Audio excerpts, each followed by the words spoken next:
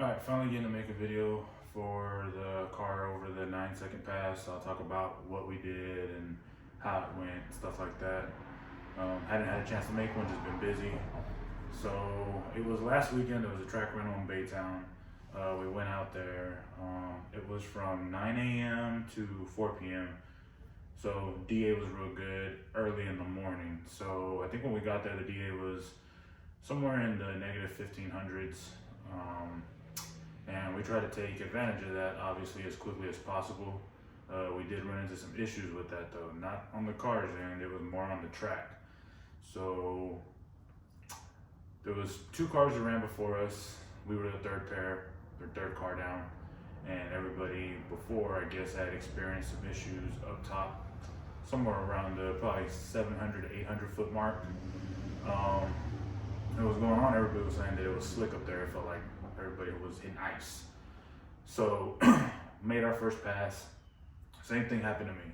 Got probably to the 700, 800 foot mark, and the car just kind of started making moves left, right, went towards the center. I had already got out of it. I tried to get back in it thinking that it would have been all right, but kind of got back in it for a second, realized it was still making moves, so let out completely. I think that pass resulted in like a 10-0 or something. I'll post the time slips up. This happened after somebody hit the wall.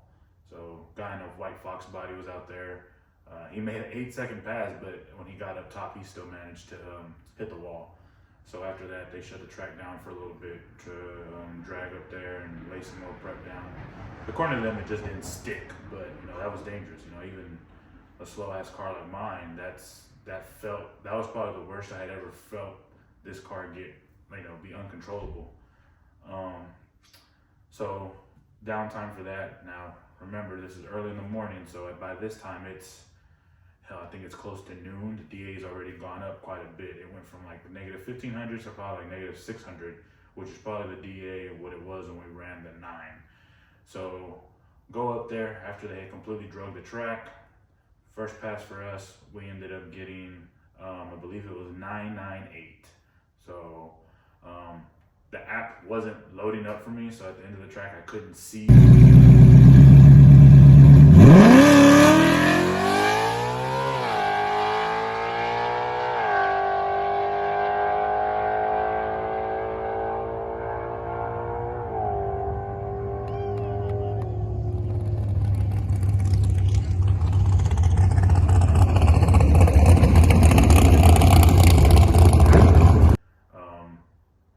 Walking up to me, and I don't know what it ran, so I asked them, like, hey, where'd it go? And they handed me the slip, and it went 998, and that was my goal. Finally! To obviously hit the 9. That was partially everybody else's goal. Brian had his own goal of getting that car into the 1.360s, and it did. It did 1.360, I think, every single pass. So it went 137, I believe, on the 998 pass, which was good. It was awesome. So let it cool down. We put a little bit more fuel in it because it felt like it might have had a lean slosh in it. We were still using 50-50 race fuel, so it's half nitro, half M5. I think there's a jug over there, y'all can see it. It's just already pre-mixed. Put a little bit more of that in there so we could avoid the slosh, and went back up there. So we went back up there, did my burnout, lined up, same thing. This one, for whatever reason, has a whole bunch of questions online about what happened or what the hell was going on. It would have been probably way quicker than what it did had I not had to let out. So on this pass, it went 995 at 127 miles per hour. Versus the 998 where it went, I forgot, I think 134, 135 miles per hour. Now, what was the reason for it having lower mile per hour was because I let out somewhere around 1,000 feet. And the reason for me letting out was it did have a stumble when it tried to make the 3/4 shift. So when it tried to make the 3/4 shift, the car didn't feel happy, so I let out. And when I let out, I just kind of coasted through the traps.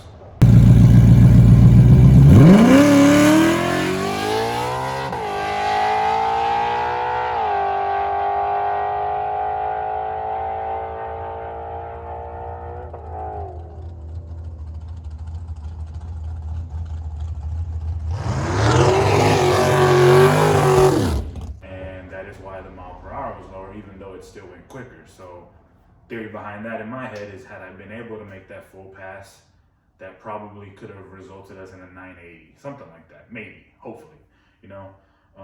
So that's the gist of that. We tried to make a few more passes after that, but the DA was going up, the track was losing its stickiness, you know. So we ended up calling it quits after we made, I think it was one more pass after that 995 pass, which I'm happy with. You know, it finally went nines. I know I trolled everybody on the video before this where I said it went nines. It went 10-0. It did go 10-0, 10-1, 10-2. So it's not as easy as it seemed. Like, you know, I didn't just post the nines because we hit the 9 automatically and went home. No, we had some struggles where 10-0, 10-1, 10-2, and it was mainly because of the track, nothing with the car. And then we finally did the nines back to back. So to me, that's a big deal. I'm happy about it. Other than that, as far as plans now, maybe try to beat the record for the Gen 1 in a 6R80 car, which I think it's 9.7 something, so maybe a low 9.7 in some, you know, way better DA. You know, out here in Texas, the DA gets real good probably around February, end of January, and that should be when the track opens again, because they're closed right now for that winter wonderland Christmas lights thing, which is dumb. But plans for the car by then, probably not much. I'm not going to change anything. There probably will be some changes happening middle of next year. You know, got to collect some money and stuff, but maybe a 3-2-1 setup. That would be ideal, a 3-2-1 setup, or you know, maybe something more extreme than that, but still stay all motor. If I can completely demolish that record, that would be cool too, but you know, I'm not necessarily worried about that. I'm real happy about how it ran. I'm real appreciative of my boy Brian coming out there, helping us out, Mijo, Josh, my wife, the guys from Garage Built, Drew and Anthony. Those guys have been a humongous help. They're the ones that have set up a lot of this car, and they're the ones who to thank for how it runs, because they are also on the tuning support side. So they're the ones that get in contact with Rob at Palm Beach Dyno and have logs reviewed, send over revisions, whatever may be needed, you know. And I'm blessed to have those guys, because at the track that was kind of on the fly stuff, you know. It was like they'd be able to contact them, and Rob would be like, hey, yeah, here's what we're gonna do, change this, do this. And it's real nice to be able to have that. I know a lot of people don't get to have that type of experience, you know, especially with it just being a slow all motor car. It's not nothing special. It's really cool. I'll go over what was done to it and how it sat for the track, because someone always mentions that something changed, and no, nothing's changed, but I'll go over real quick, front to back. So stage 3 comp cams, it's got a return style fuel system. We were running 50/50 nitro M5, ported Cobra Jet and OTR kit by Garage Built Performance. They are also the ones that installed the cams. It's got Cook's 1/7/8 long tube headers. It's got all the weight reduction suspension stuff you can buy. So it's got a UPRK member, TBM front brakes, BMR A-arms, Keltrack front coilovers. Let's see what else. Interior, it's got most of the interior in it. It doesn't have a rear seat delete or a rear seat. It doesn't have any of the trunk panels. It has AC still. The only thing that we did do at the track was pull the AC belt off. So I will be honest about that. We did take the AC belt off for one of the passes, but all the AC components are still in the car. 15-inch fronts, 15-inch rears, 28-inch tire in the front, 28-inch tire in the back. Exhaust is dumped about midway underneath the car. It's got 331 gears, Ford Performance drive shaft. The rear suspension is all BMR, anti-roll bar, BMR drag springs, upper and lower control arms, panhard bar, the whole thing that you can get back there. Viking shocks. Brian is the one that sets up all the suspension stuff for me. He gets that thing working, and I don't ask no questions. You know, 1/360s is pretty awesome for it to have cut. You know, that was his goal, is to get 1.3s out of it, and I'm glad he also got to see that on top of it going 9s. Other than that, I don't think I'm missing anything else. People ask about the heads. The heads are still unported stock Gen 1 heads. Nothing's changed on the heads.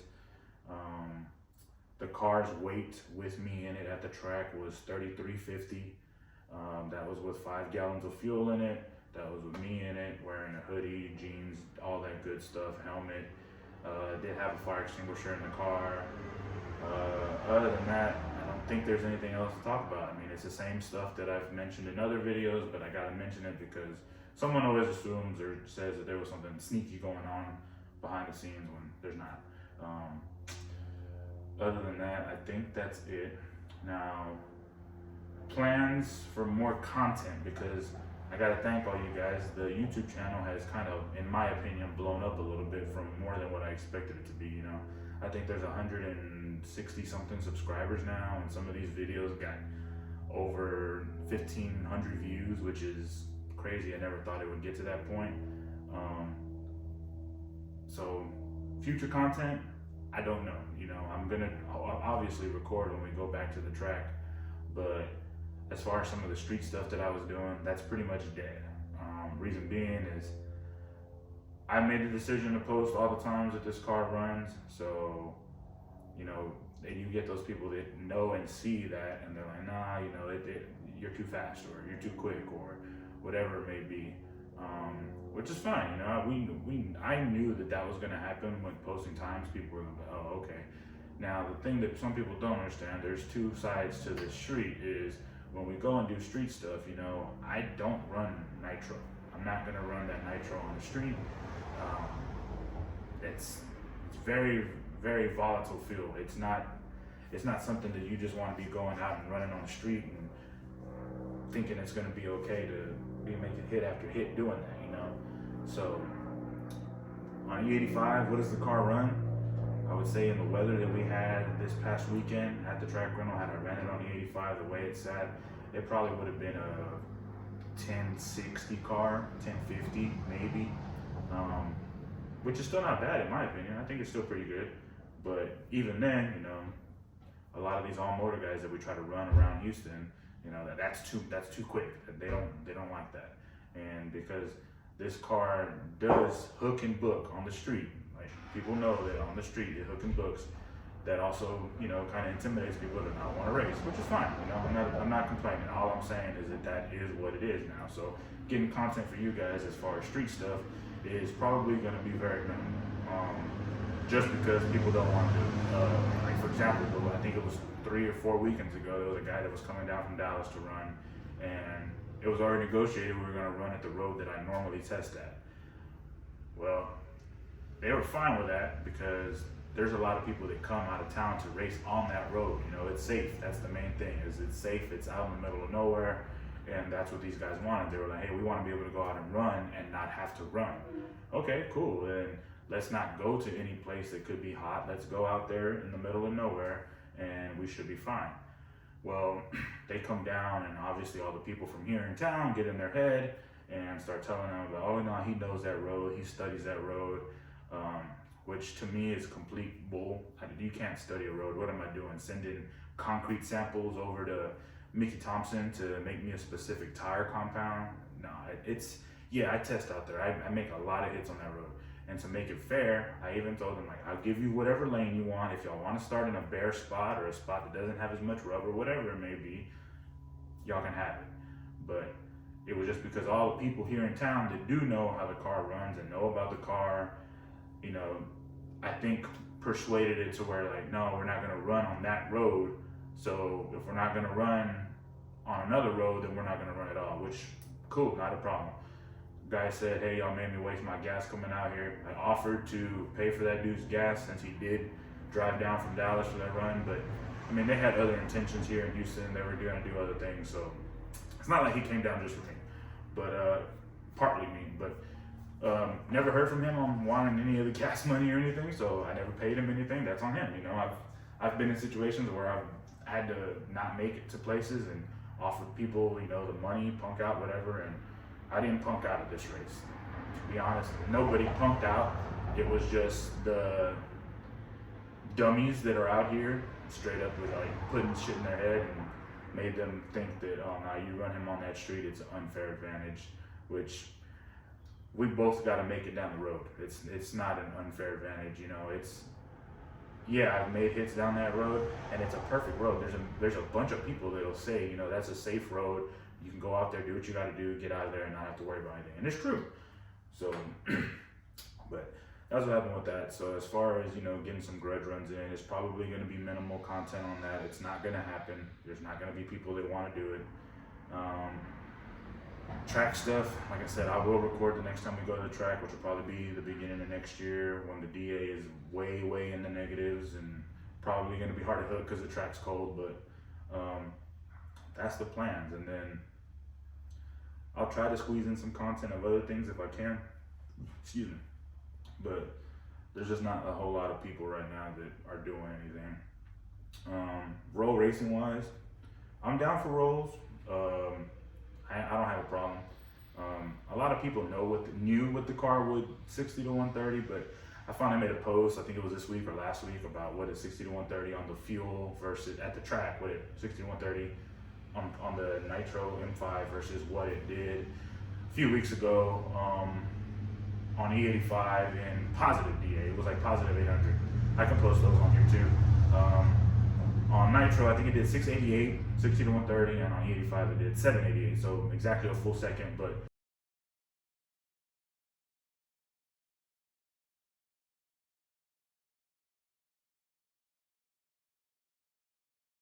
there was a DA change. The 688 was negative 600 something DA, and 788 on E85 was positive 800 something DA.